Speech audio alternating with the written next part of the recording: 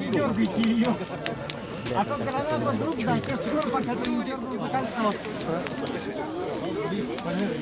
Нет, ну я не там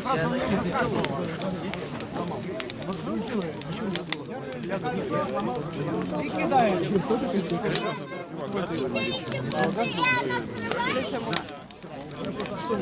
Так, друзья, минутку внимания.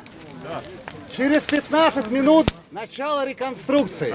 Я прошу всех гражданских выйти за территорию острова. Вежливо и корректно прошу. Потому что мы на острове заложим взрывчатку. Мы будем тут стрелять. Вас здесь быть не должно. Прошу вас покидать остров. Лёнка, вперед!